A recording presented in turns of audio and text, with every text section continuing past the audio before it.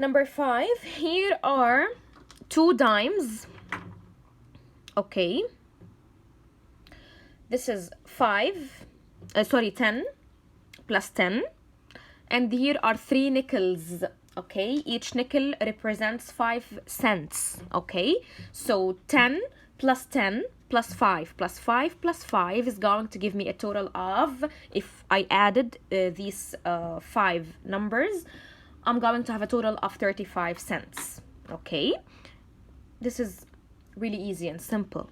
Let's move on to question number 3, and let's remember together how do we read time, or how do we tell time. Number 1, this is, as we said before, is the analog clock. Okay, this is the analog clock. How do we read time on the analog clock?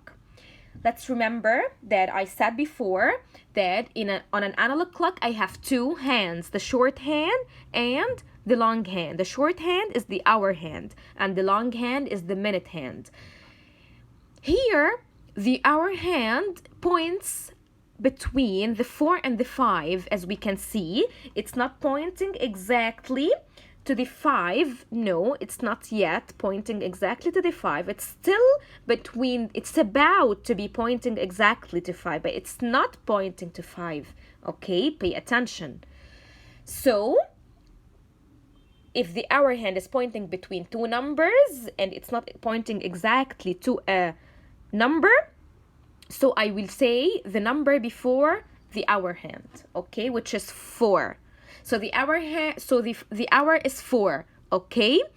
The minute hand, how do we read the minute hand? As I said before, that we count by 5s. On the analog clock, we count by 5s in order to tell the minute hand, okay? So let's count by 5s, or let's remember how do we count by 5s on the analog clock. We are going to start from the 12, okay? 5, 10, 15, 20, 25, 30, 35, 40, 45. So if I want to tell the time, it's 4:45, because on the analog clock, we read the hour hand first. Don't forget that.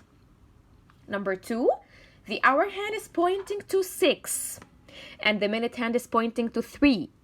So when I need, or when I want to tell time, I will say 6, and how many minutes? Let's count by 5s.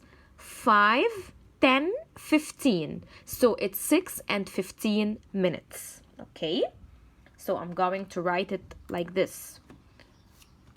Let me show you. 6 and 15. I need your answer to be just like that. Okay? Number 3, the hour hand is pointing to 10. It's so obvious. And the hour hand is, and the minute hand is pointing to 12. So when it's pointing to 12, we say that it's exactly 10, which means that it's 10 o'clock. Okay? How do we write 10 o'clock on the analog clock? We write it in this way. Okay? The 2 zeros means that it's exactly 10. Okay? 10 o'clock. Now, let's remember together how do we tell time in words. How do we write time in words? Okay, here, the hour hand is between the 10 and the 11, so it's still 10, okay? And the minute hand is pointing to 6. As we said, when we tell time in words, we read the minute hand first. Again, when we tell time in words, we read the minute hand first. So, when the minute hand is pointing to 6, we say that it's half. What do we say, past or to? If it's still on 6, we say past. Until it's pointing to 6, we use the word past. When it reaches number 7, or when the minute hand reaches 7, we start saying the word to, okay? So, the time here, we can say that it's 10:30, okay? 10:30. Now, this one,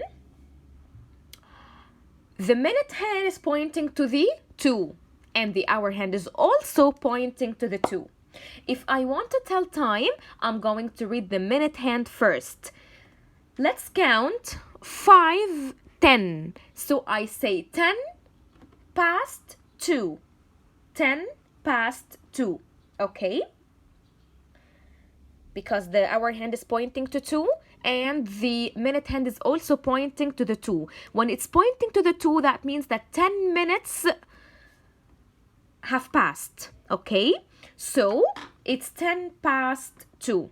I'm still using the word past because the minute hand is between the 12 and the 6. Okay? When it reaches 7, I'll start to use the word 2, and I'm not going to say the 2 anymore. Let's imagine that the minute hand is pointing to the 9. I'm going to say that it's 45, quarter to 3. Okay, I'm going to say the new hour, the upcoming hour. Okay, I'm not going to say 2 anymore. I'm going to say it's quarter, because when the minute hand is pointing to 9, I say quarter to 3, to the upcoming hour. Remember that. This is very important. Now we finished talking about the clock. Let's move on to the tally chart. This is the tally chart. I'm just going to answer 2 or 3 questions of the tally chart because this is really, really simple. Okay. Number 1, how many hot dogs did Bellyache eat? Let's have a look on the number of hot dogs that Bellyache ate. Bellyache ate, this is 5, as we said before, and this is another 5, so 5 plus 5 is 10, and 1 more, so it's 11. So Bellyache ate 11 hot dogs. Number 2, how many more did Emma Stuffed eat than Are You Fuller? Okay, Emma Stuffed ate, this is 5 and 5, so 10, 11, 12. So Emma ate 12, and Are You Fuller ate, this is 5, 6, 7, 8. So I'm going to subtract because now I want to compare. So I'll say that 12 minus 8 is equal. After 8, 9, 10, 11, 12. So the answer is 4. 12 minus 8 is equal 4. We are going to answer the rest of the questions in the same way. Okay. Now let's move on to question number 5, which is the last question in our revision sheet. Okay, it's about the picture graph. Okay, let's answer the first 2 or 3 questions together.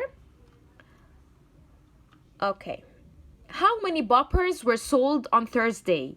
Okay, let's look on the picture graph because this is going to help me answer the following questions. How many boppers were sold on Thursday? We are going to look on Thursday and count how many boppers were sold on this day. 1, 2, 3, 4, 5. So 5 boppers were sold on Thursday. Number 2, how many boppers were sold on Monday and Tuesday? Let's count the burgers that were sold on Monday.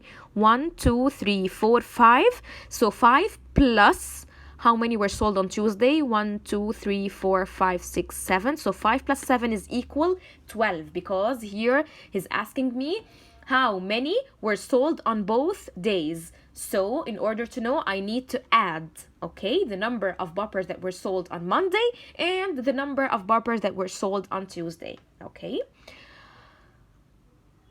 Here, how many more? So I'm going to subtract the number of boppers that were sold on Thursday from the number of boppers that were sold on Tuesday. Here, how many boppers were sold on the 4 days altogether? So I'm going to add the 4 days, the boppers that were sold on the 4 days, and find the answer. And number 5, how many bopper burgers were sold on Wednesday and Thursday? I'm going to add, as we did in question number 3. I'm going to add the number of boppers that were sold on Wednesday and the number of boppers that were sold on Thursday to know